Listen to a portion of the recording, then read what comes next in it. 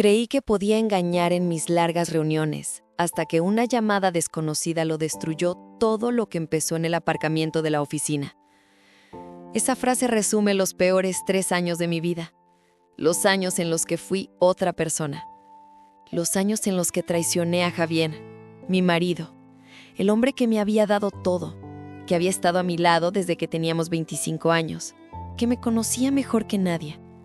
Y lo hice con Ricardo, mi jefe. Qué cliché, ¿verdad? La secretaria y el jefe. Bueno, yo no era exactamente su secretaria, pero el resto de la historia es tan predecible que me da vergüenza hasta pronunciarla en voz alta. Me llamo Carmen, tengo 47 años y llevo más de 2 décadas viviendo en Valencia. Soy contable en una empresa mediana de importación. O al menos lo era hasta hace poco. Tengo 2 hijos ya mayores, una casa con hipoteca casi pagada y un matrimonio de 23 años que creí sólido como una roca. Creí. Esa es la palabra clave de toda mi historia. Hoy quiero contaros algo que me avergüenza profundamente. Algo que jamás pensé que haría, y mucho menos que compartiría con desconocidos. Pero necesito sacarlo, porque llevo años cargando con esta culpa que me está consumiendo por dentro. Y quizás, solo quizás, al contarlo pueda empezar a perdonarme a mí misma. O al menos entender cómo una mujer como yo, una mujer normal, con una vida normal, pudo destruir todo lo que había construido. Todo empezó hace 5 años. 5 años que parecen toda una vida. Javier y yo atravesábamos lo que supongo que muchas parejas atraviesan después de 2 décadas juntos. La rutina. No es que nos lleváramos mal, al contrario. Seguíamos siendo un buen equipo, seguíamos queriéndonos, o eso pensaba yo. Pero había algo que se había apagado. Esa chispa, ese deseo, esa emoción de los primeros años, todo eso se había convertido en comodidad. Javier es maestro de secundaria, un hombre bueno, paciente, trabajador. Siempre ha sido estable, predecible, confiable. Volvía a casa todos los días a la misma hora, cenábamos juntos, veíamos la tele, nos acostábamos. Los fines de semana íbamos al mercado, visitábamos a su madre en Torrent, a veces salíamos a cenar con amigos. Una vida perfectamente normal, una vida perfectamente aburrida. Y entonces llegó Ricardo. Ricardo entró en la empresa como nuevo director comercial hace 5 años y medio. 42 años, divorciado, sin hijos, con ese aire de hombre que ha vivido mucho y que sabe exactamente lo que quiere. Era todo lo contrario a Javier. Donde mi marido era prudente, Ricardo era arriesgado. Donde Javier era callado, Ricardo llenaba las habitaciones con su presencia. Donde Javier vestía jerseys de cuello alto y pantalones de pana, Ricardo llevaba trajes italianos perfectamente cortados. Al principio no pasó nada. Bueno, nada obvio, pero yo notaba cómo me miraba en las reuniones, cómo se quedaba un segundo más de lo necesario cuando me pasaba algún documento, cómo siempre encontraba excusas para venir a mi despacho para preguntarme cosas que perfectamente podría haber consultado por correo electrónico. Y yo, Dios me perdone, empecé a vestirme diferente, a ponerme ese perfume que sabía que a él le gustaba, a quedarme hasta más tarde en la oficina, esperando que él también se quedara. Me sentía vida de una manera que no había sentido en años. Me sentía vista, deseada, joven otra vez. La primera vez que pasó algo fue en el aparcamiento de la oficina. Era un viernes por la noche, casi las 9. Todo el mundo se había ido ya, pero yo me había quedado terminando un informe trimestral que Ricardo necesitaba para el lunes. Él se ofreció a quedarse conmigo, para ayudar, dijo. Pedimos comida china, trabajamos codo con codo, y cada vez que nuestros brazos se rozaban sentía como si me atravesara una corriente eléctrica. Cuando terminamos, bajamos juntos al aparcamiento. Había empezado a llover, una de esas lluvias finas de octubre que mojan sin que te des cuenta. Mi coche estaba en el otro extremo del aparcamiento, y Ricardo me ofreció acercarme con el suyo. Era un Audi negro, elegante, con ese olor a cuero nuevo que te hace sentir importante. Me senté en el asiento del copiloto, y fue entonces cuando pasó. No sé quién dio el primer paso, si él o yo. Solo sé que de repente estábamos besándonos con una desesperación que no sabía que existía dentro de mí.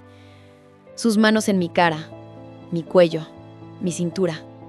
Sus labios sabían a café y a algo prohibido. a algo que sabía que no debía estar haciendo pero que no podía parar. Recuerdo perfectamente la sensación. Javier besaba con ternura, con cariño, con la familiaridad de 20 años compartidos. Ricardo besaba como si quisiera devorarme, como si cada segundo fuera urgente, como si no hubiera mañana.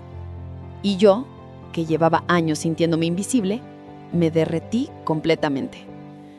Nos separamos sin aliento. Yo estaba temblando. No sé si de deseo o de miedo. Ricardo me miró con esos ojos dorcos y me dijo: «Llevo meses deseando hacer esto, Carmen. Meses». Y yo, en lugar de decir que estaba casada, que aquello no podía volver a pasar, en lugar de salir del coche y poner distancia, le dije: «Yo también». Esa noche llegué a casa pasadas las 10. Javier estaba en el sofá viendo las noticias. Me preguntó si había cenado, le dije que había pedido algo en la oficina. Me preguntó si estaba muy cansada, le dije que aún poco. Se acercó, me dio un beso en la frente, ese beso cariñoso y casto que llevábamos dándonos años, y me dijo que me fuera a dormir, que él apagaría las luces. Me metí en la ducha y lloré. Lloré porque sabía que acababa de cruzar una línea. Lloré porque la culpa ya estaba ahí, pesada en mi pecho. Pero sobre todo lloré porque a pesar de la culpa, a pesar de saber que estaba mal, una parte de mí ya estaba planeando cuándo volvería a pasar. Y pasó, una y otra vez, durante 3 años. Ricardo y yo nos convertimos en expertos del engaño. Las reuniones largas se convirtieron en nuestra excusa perfecta. Hoteles discretos en las afueras de Valencia, su coche en aparcamientos vacíos, incluso en alguna ocasión desesperada, en su despacho después de que todos se hubieran ido. Cada encuentro era intenso, urgente, lleno de esa pasión que solo existe cuando sabes que estás haciendo algo prohibido. Con Ricardo me sentía diferente. Cuando estábamos juntos, él me hablaba de viajes que había hecho, de restaurantes exclusivos, de proyectos ambiciosos. Me hace sentir sofisticada, interesante. En la cama era exigente, dominante. Me hacía sentir sensaciones que creía olvidadas. Javier, en cambio, era rutinario, incluso en la intimidad. Los mismos movimientos, la misma secuencia, el mismo resultado. Con Ricardo cada encuentro era diferente, impredecible, emocionante. Pero la excitación tiene un precio, y ese precio se llama paranoia. Empecé a vivir con el móvil pegado a la mano, borrando mensajes constantemente. Inventaba excusas cada vez más elaboradas. Me compraba ropa que escondía en el coche para cambiarme antes de verlo. Vivía en un estado constante de alerta, como si caminara por la cuerda floja sin red de seguridad. Y la peor parte es que Javier no sospechaba nada. Él seguía confiando en mí ciegamente, como siempre lo había hecho. Los meses se convirtieron en años. 3 años completos viviendo una doble vida. 3 años mintiendo cada día, cada hora. Y lo peor de todo es que me había acostumbrado. La culpa inicial se había convertido en algo manejable, algo que podía guardar en un rincón de mi mente y seguir adelante. Me había convencido a mí misma de que lo que hacía con Ricardo no afectaba a mi matrimonio, que eran 2 mundos separados. Qué ingenua fui. Ricardo y yo teníamos nuestras rutinas. Los martes y jueves eran nuestros días. Decía en casa que tenía reuniones con clientes o que debía cerrar informes urgentes. Javier nunca cuestionaba nada, porque lo había. En 23 años juntos jamás le había dado motivos para dudar de mí. Esa confianza ciega que él tenía en mí era mi mejor coartada y mi peor tormento. Con Ricardo vivía momentos que jamás había experimentado con Javier. Recuerdo una tarde en un hotel boutique, cerca de Cullera. Habíamos llegado separados, como siempre. La habitación tenía vistas al mar, sábanas de seda, una botella de vino esperándonos. Ricardo sabía cómo hacer que cada encuentro fuera especial, memorable. Con él me sentía como la protagonista de una película, no como la contable de 40 y tantos que realmente era. Esa tarde en particular, después de hacer el amor, nos quedamos en la cama mirando el atardecer. Ricardo me acariciaba el pelo y me hablaba de sus planes de futuro, de cómo quería abrir su propia empresa, de viajes que quería hacer, y entonces dijo algo que me heló la sangre. «Carmen, esto no puede seguir así para siempre. Tarde o temprano tendremos que tomar decisiones». No respondí. No podía. porque en ese momento me di cuenta de que Ricardo esperaba algo más. Esperaba que dejara a Javier, que apostara por él, que convirtiera nuestra aventura en algo real. Pero yo no estaba preparada para eso. No quería destruir mi familia. Quería tener las dos vidas, el pastel completo. Quería la estabilidad de Javier y la pasión de Ricardo. Quería todo, sin pagar el precio. Cambié de tema rápidamente, como siempre hacía cuando la conversación se ponía incómoda. Y Ricardo, caballero como era, no insistió. Pero algo cambió ese día. Empecé a notar que él se distanciaba un poco, que sus mensajes eran menos frecuentes, que a veces cancelaba nuestros encuentros por motivos de trabajo. Y entonces llegó ese martes maldito, el martes que lo cambió todo. Era marzo, hacía un día precioso, uno de esos primeros días de primavera en Valencia donde el sol brilla pero todavía hace fresco. Ricardo y yo habíamos quedado en un hotel que solíamos frecuentar en Paterna. Como siempre, llegamos por separado. Pasamos la tarde juntos, 3 horas robados a nuestras vidas reales. 3 horas de sexo intenso, de conversaciones sobre nada importante, de fingir que éramos solo 2 personas sin ataduras. Cuando salimos del hotel eran casi las 7 de la tarde. Yo había dejado mi coche en el aparcamiento de un centro comercial cercano, como hacía habitualmente para evitar sospechas. Ricardo insistió en acercarme hasta mi coche. «Es tarde y está oscureciendo, no quiero que camine sola», dijo con esa galantería suya que tanto me gustaba. Subí al Audi negro, ese mismo coche donde todo había comenzado 3 años atrás. Íbamos hablando de tonterías, de trabajo, de una reunión que teníamos al día siguiente. Estábamos a apenas 2 calles del centro comercial cuando sucedió. Ricardo frenó en un semáforo en rojo. Era una intersección transitada, con coches por todos lados. Y entonces escuché un golpe en mi ventanilla. Un golpe fuerte, insistente. Giré la cabeza y mi corazón se detuvo completamente. Era Javier. Estaba de pie junto al coche, mirándome a través del cristal. Su expresión, Dios mío, su expresión es algo que jamás podré borrar de mi memoria. No era de rabia, no todavía. Era de confusión absoluta, de incredulidad, como si su cerebro no pudiera procesar lo que sus ojos estaban viendo. Me quedé paralizada. Literalmente no podía mover ni un músculo. Ricardo también se había dado cuenta y había palidecido. El semáforo se puso verde, pero ninguno de los dos reaccionaba. Javier golpeó la ventanilla otra vez, más fuerte, y entonces gritó, en medio de la calle, delante de todos los coches: «Carmen, ¿qué haces aquí? ¿Quién es este hombre?» Los coches de atrás empezaron a tocar el claxon. Ricardo, recuperando la compostura antes que yo, arrancó. Simplemente arrancó y nos alejamos de ahí, dejando a Javier en medio de la calle, con esa expresión de desconcierto absoluto en su rostro. «Frena, frena, tengo que bajar», repetía yo histérica. Pero Ricardo seguía conduciendo, cada vez más rápido. «Cálmate, Carmen, cálmate primero, respira». Finalmente paró en una calle secundaria. Yo estaba temblando, llorando, hiperventilando. «Me ha visto, Javier me ha visto. ¿Qué hacía ahí? ¿Por qué estaba ahí?» No podía parar de repetir las mismas preguntas una y otra vez. Ricardo intentaba calmarme, pero él también estaba visiblemente alterado. Me dio agua, me sujetó las manos, me dijo que respirara. Cuando finalmente pude hablar con algo de coherencia, saqué mi móvil con manos temblorosas. Tenía 12 llamadas perdidas de Javier y varios mensajes. Los leí con el corazón en la garganta. «¿Dónde estás? Carmen, llámame ya. ¿Quién era ese hombre? Necesito que me lo expliques. Carmen, por favor». Ricardo me llevó hasta mi coche. El trayecto fue en silencio absoluto, los dos sumidos en nuestros propios pensamientos, en nuestro propio pánico. Cuando llegamos, me miró y me dijo: «Lo siento muchísimo, Carmen, de verdad que lo siento. Sea lo que sea que decidas hacer, lo entenderé». No respondí. No podía, porque en ese momento me di cuenta de que Ricardo esperaba algo más. Esperaba que dejara a Javier, que apostara por él, que convirtiera nuestra aventura en algo real. Pero yo no estaba preparada para eso. No quería destruir mi familia. Quería tener las dos vidas, el pastel completo. Quería la estabilidad de Javier y la pasión de Ricardo. Quería todo sin pagar el precio. Cambié de tema rápidamente, como siempre hacía cuando la conversación se ponía incómoda. Y Ricardo, caballero como era, no insistió. Pero algo cambió ese día.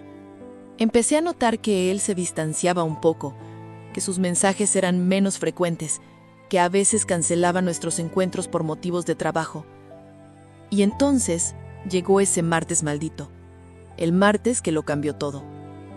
Era marzo, hacía un día precioso, uno de esos primeros días de primavera en Valencia donde el sol brilla, pero todavía hace fresco.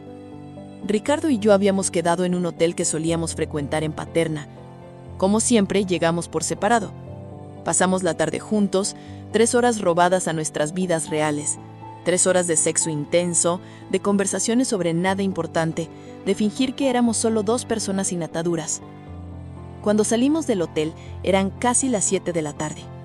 Yo había dejado mi coche en el aparcamiento de un centro comercial cercano, como hacía habitualmente para evitar sospechas. Ricardo insistió en acercarme hasta mi coche. «Es tarde y está oscureciendo, no quiero que camine sola», dijo con esa galantería suya que tanto me gustaba. Subí al Audi negro, ese mismo coche donde todo había comenzado 3 años atrás. Íbamos hablando de tonterías, de trabajo, de una reunión que teníamos al día siguiente. Estábamos a apenas 2 calles del centro comercial cuando sucedió. Ricardo frenó en un semáforo en rojo. Era una intersección transitada, con coches por todos lados, y entonces escuché un golpe en mi ventanilla. Un golpe fuerte, insistente. Giré la cabeza y mi corazón se detuvo completamente. Era Javier. Estaba de pie junto al coche, mirándome a través del cristal. Su expresión... Dios mío, su expresión es algo que jamás podré borrar de mi memoria. No era de rabia, no todavía. Era de confusión absoluta, de incredulidad, como si su cerebro no pudiera procesar lo que sus ojos estaban viendo. Me quedé paralizada. Literalmente no podía mover ni un músculo. Ricardo también se había dado cuenta y había palidecido. El semáforo se puso verde, pero ninguno de los dos reaccionaba. Javier golpeó la ventanilla otra vez, más fuerte, y entonces gritó, en medio de la calle, delante de todos los coches: «¿Carmen? ¿Qué haces aquí? ¿Quién es este hombre?» Los coches de atrás empezaron a tocar el claxon. Ricardo, recuperando la compostura antes que yo, arrancó. Simplemente arrancó y nos alejamos de ahí, dejando a Javier en medio de la calle, con esa expresión de desconcierto absoluto en su rostro. «¡Frena! ¡Frena! ¡Tengo que bajar!», repetía yo histérica. Pero Ricardo seguía conduciendo, cada vez más rápido. «Cálmate, Carmen, cálmate primero, respira». Finalmente paró en una calle secundaria. Yo estaba temblando, llorando, hiperventilando. Me ha visto. Javier me ha visto. ¿Qué hacía ahí? ¿Por qué estaba ahí? No podía parar de repetir las mismas preguntas una y otra vez. Ricardo intentaba calmarme, pero él también estaba visiblemente alterado. Me dio agua, me sujetó las manos, me dijo que respirara. Cuando finalmente pude hablar, con algo de coherencia, saqué mi móvil con manos temblorosas. Tenía 12 llamadas perdidas de Javier y varios mensajes. Los leí con el corazón en la garganta. «¿Dónde estás? Carmen, llámame ya». ¿Quién era ese hombre? Necesito que me lo expliques. «Carmen, por favor». Ricardo me llevó hasta mi coche. El trayecto fue en silencio absoluto, los dos sumidos en nuestros propios pensamientos, en nuestro propio pánico. Cuando llegamos, me miró y me dijo: «Lo siento muchísimo, Carmen. De verdad que lo siento. Sea lo que sea que decidas hacer, lo entenderé». No respondí. Salí del coche como autómata, subí al mío y conduje hasta casa. No sé cómo llegué, juro que no lo recuerdo. Mi mente estaba en blanco, o quizás demasiado llena de pensamientos aterradores como para procesar nada. El coche de Javier estaba en el garaje. Aparqué, apagué el motor y me quedé sentada en la oscuridad durante no sé cuánto tiempo. 15 minutos, media hora, 1 hora. No tenía valor para entrar. No tenía ninguna excusa preparada. Nada que decir que pudiera arreglar lo que acababa de pasar. Finalmente, con las piernas temblorosas, entré en casa. Javier estaba sentado en el comedor, a oscuras, con solo la luz de la cocina iluminando débilmente la estancia. No estaba viendo la tele, no estaba haciendo nada. Solo estaba ahí, sentado, esperándome. Me miró cuando entré, y en sus ojos vi algo que jamás había visto en todos nuestros años juntos. Decepción profunda, dolor genuino, y peor que todo, desconfianza. «Siéntate», me dijo con una voz que no reconocí. Era fría, distante, completamente diferente al Javier cálido y cariñoso que conocía. Me senté frente a él. Mis manos no dejaban de temblar. Quería decir algo, cualquier cosa, pero las palabras no salían. «Te vi», comenzó él.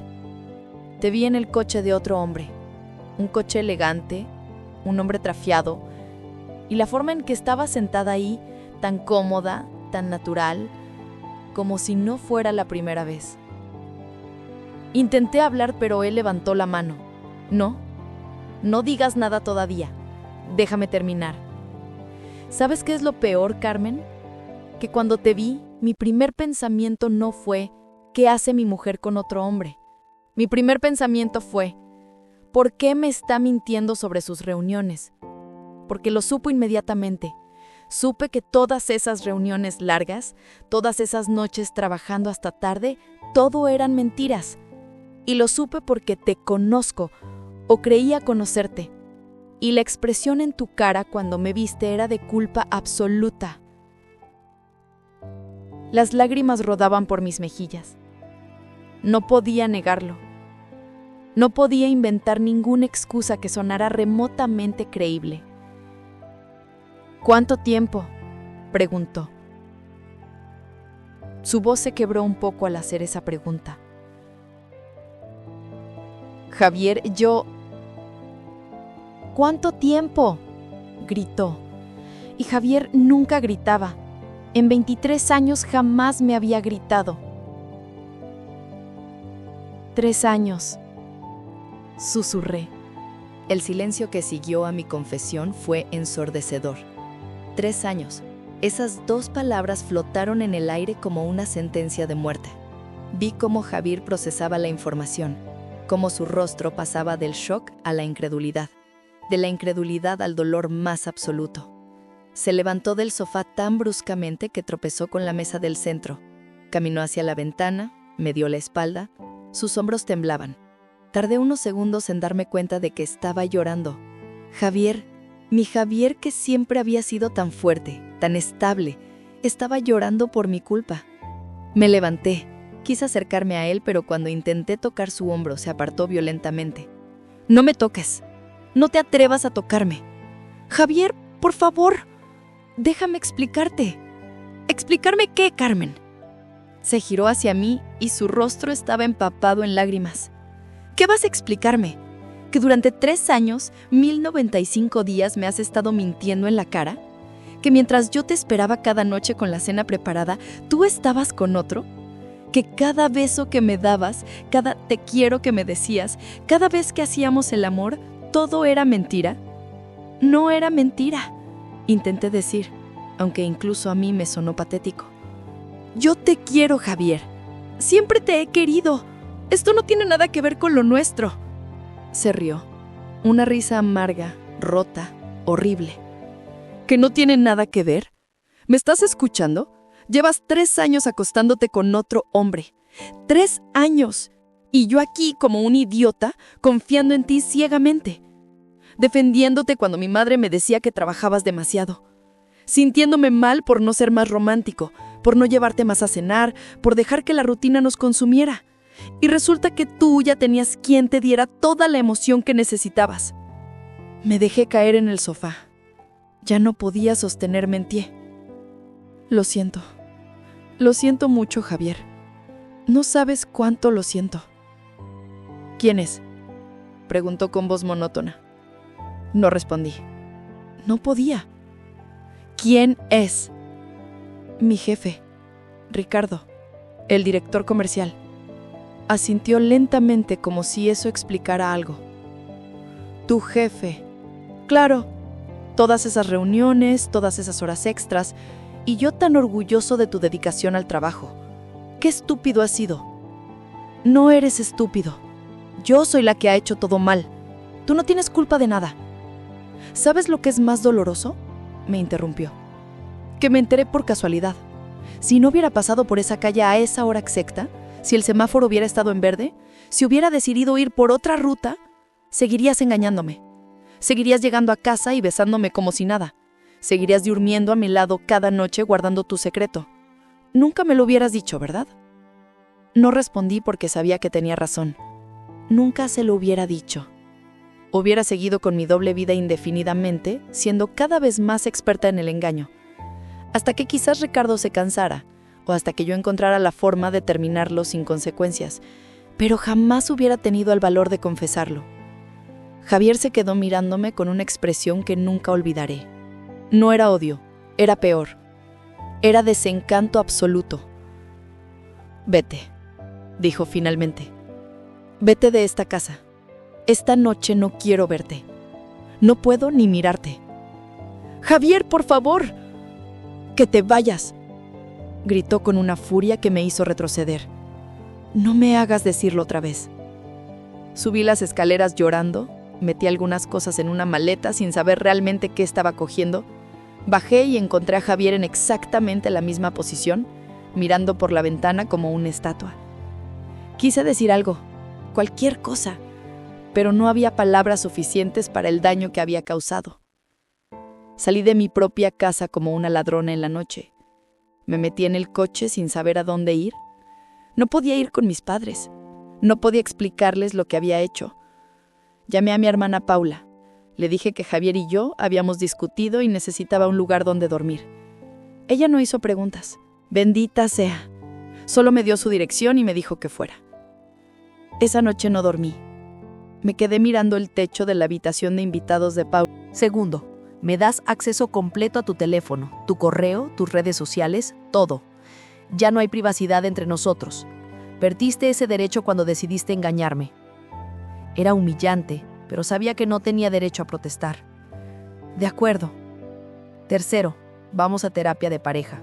Vamos a intentar reconstruir esto, aunque ahora mismo no sé si es posible. Pero lo vamos a intentar, porque le debemos eso a nuestro matrimonio, a nuestros hijos, a todos estos años juntos. Sí, iremos a terapia. Haré todo lo que me pidas. Y cuarto, su voz se quebró un poco. Necesito que entiendas que no sé si algún día podré volver a confiar en ti. No sé si podré volver a mirarte sin ver la traición. No sé si podré volver a tocarte sin pensar en sus manos sobre tu cuerpo. No sé si esto tiene arreglo, Carmen. Pero por nuestros hijos, por todos estos años, voy a intentarlo. Pero si vuelves a mentirme, si vuelves a traicionarme de cualquier forma, se acabó. ¿Entendido? Entendido, susurré entre lágrimas. Cumplí mi parte del trato. El lunes renuncié a mi trabajo. Inventé una excusa sobre querer buscar nuevas oportunidades. Ricardo me llamó varias veces, pero nunca contesté. Finalmente le mandé un mensaje. Todo ha terminado. No me busques más, por favor. Él respondió. Entiendo. Cuídate, Carmen. Y ese fue nuestro adiós. 3 años de pasión resumidos en 2 mensajes fríos y distantes. Encontré otro trabajo como contable en una empresa más pequeña. Javier y yo empezamos terapia. Yo intentaba por todos los medios reconquistar su confianza. Llegaba temprano a casa, cocinaba sus platos favoritos, le mostraba mi teléfono sin que lo pidiera. Intentaba ser la esposa perfecta, pero había una distancia entre nosotros que parecía imposible de cruzar. Pasaron 2 años. 2 años largos y dolorosos intentando recomponer algo que yo misma había destrozado. 2 años de terapia semanal, de conversaciones incómodas, de noches durmiendo en la misma cama pero a kilómetros de distancia. 2 años en los que Javier se mostraba cordial, educado, pero distante. Como si viviera con una compañera de piso a la que respetaba pero no amaba. Yo hacía todo lo posible. Preparaba sus comidas favoritas, recordaba cada fecha importante, intentaba recuperar esa complicidad que habíamos tenido. Pero era como intentar regar una planta que ya estaba muerta. Los gestos estaban ahí, pero no había vida en ellos. La intimidad entre nosotros prácticamente había desaparecido. En 2 años, habíamos hecho el amor quizás 5 o 6 veces, y siempre había sido mecánico, vacío, como un trámite más. Yo intentaba besarlo, abrazarlo, pero él se ponía rígido. Una vez, después de uno de esos intentos fallidos, le pregunté si algún día podría volver a desearme. Me miró con una tristeza infinita y dijo: «No lo sé, Carmen. Cuando te miro, todavía veo las mentiras. Todavía te imagino con él». Esas palabras me destrozaron, pero sabía que me las merecía, cada una de ellas. Nuestros hijos, que ya eran mayores y vivían su propia vida, notaban la tensión. Marcos, el mayor, me preguntó una vez si papá y yo estábamos bien. Le dije que sí, que solo estábamos pasando por un momento difícil. No sé si me creyó. La terapeuta nos decía que estábamos progresando, que estas cosas llevaban tiempo. Pero yo veía la realidad. Javier estaba ahí físicamente, cumpliendo con su deber, pero emocionalmente se había ido.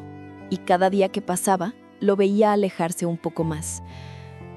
Fue en diciembre, casi 3 años después de que me descubriera, cuando todo se desmoronó definitivamente. Era un sábado por la tarde. Javier había salido temprano diciendo que tenía que hacer unas compras. Nada inusual, pero cuando regresó, cerca de las 6, había algo diferente en él. Tenía una expresión, no sabría cómo describirla. No era tristeza ni enojo, era determinación. Se sentó frente a mí en el comedor, en ese mismo lugar donde 3 años atrás me había confesado mi infidelidad. Y dijo: «Tenemos que hablar, Carmen». Mi estómago se contrajo. Esas 4 palabras nunca traen nada bueno. «He conocido a alguien», dijo, sin rodeos. El mundo se detuvo. Literalmente sentí como si alguien me hubiera dado un puñetazo en el estómago. «¿Qué?» Se llama Elena, es profesora en mi instituto. Llevamos meses conociéndonos, como amigos al principio. Ella sabía de nuestra situación, yo le conté lo que había pasado. Y poco a poco, sin buscarlo, surgió algo entre nosotros. No podía respirar. Las lágrimas comenzaron. «¿Cuánto tiempo llevas con ella?», pregunté con voz temblorosa. 4 meses. Al principio solo éramos amigos, te lo juro, pero hace 2 meses, cuando me di cuenta de que sentía algo más, supe que tenía que tomar una decisión. Por eso he estado tan distante últimamente, porque sabía que esto no era justo para nadie, ni para ti, ni para mí, ni para ella. ¿Y ahora qué?, susurré. «Ahora voy a pedirte el divorcio, de forma civilizada, sin dramas. Dividiremos todo equitativamente. Los chicos ya son mayores, lo entenderán, o al menos espero que lo hagan. Pero ya no puedo seguir viviendo en este limbo, Carmen. No es vida para ninguno de los dos». Me derrumbé completamente. Lloré como no había llorado en años. Lloré por mi matrimonio perdido, por los años desperdiciados, por la confianza destruida. Pero sobre todo lloré porque sabía que esto era culpa mía, completamente mía. Javier se levantó, vino hacia mí y por primera vez en 3 años me abrazó con algo parecido a cariño genuino. «Lo siento, Carmen. Siento que hayamos llegado a esto. Siento que no haya podido perdonarte como quería.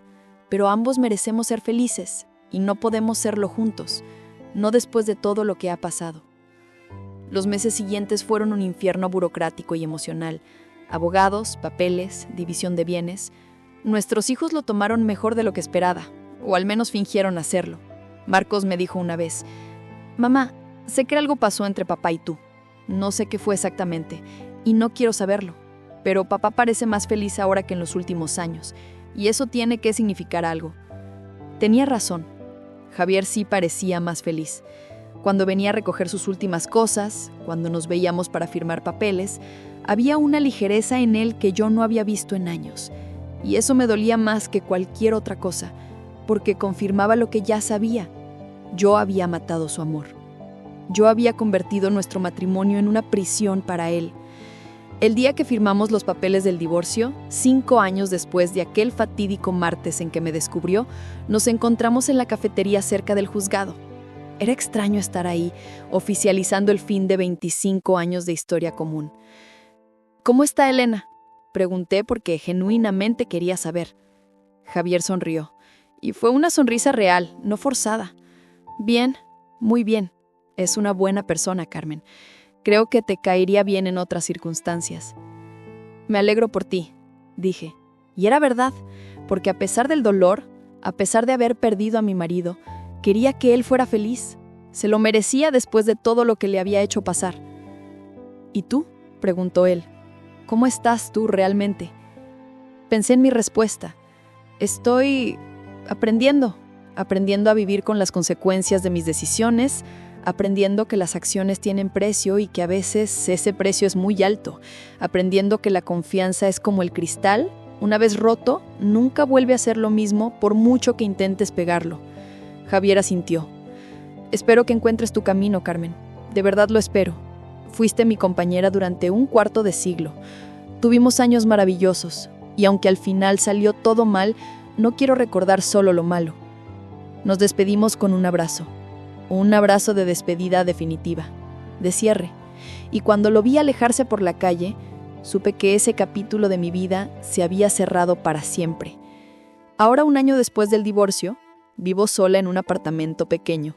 Veo a mis hijos regularmente, he empezado terapia individual para trabajar en mí misma, para entender por qué hice lo que hice, para aprender a perdonarme aunque jamás olvide.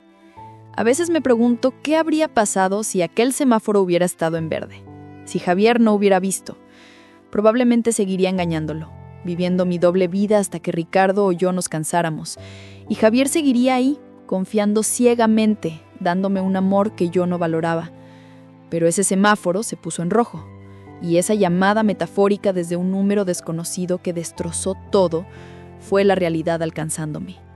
He aprendido, demasiado tarde, que la excitación y la pasión no valen nada si están construidas sobre mentiras, que la estabilidad y la confianza son tesoros que solo valoras cuando los pierdes, que puedes tenerlo todo y aún así querer más, y que esa codicia emocional puede costarte justamente lo que más valorabas. Javier se casó con Elena hace 3 meses. No fui invitada, obviamente, pero mis hijos me contaron que fue una ceremonia pequeña, íntima, llena de amor genuino. Me dolió, no voy a mentir, pero también me alegré por él. Se merece ser amado por alguien que valore lo que tiene, que no juegue con su confianza, que lo vea como el tesoro que es. Yo perdí ese privilegio. Lo perdí en un aparcamiento hace 5 años, en habitaciones de hotel, en mentiras acumuladas. Lo perdí creyendo que podía tener 2 mundos sin pagar el precio. Esta es mi historia.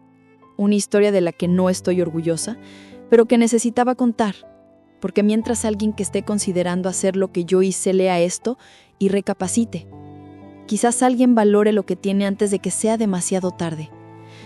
La traición no destruye solo al traicionado, destruye también al traidor, porque ahora tengo que vivir sabiendo que destruí el amor del hombre más bueno que conocí, que cambié años de lealtad por momentos de pasión, que sacrifiqué un futuro juntos por presentes robados, y esa es una condena de la que nunca podré escapar.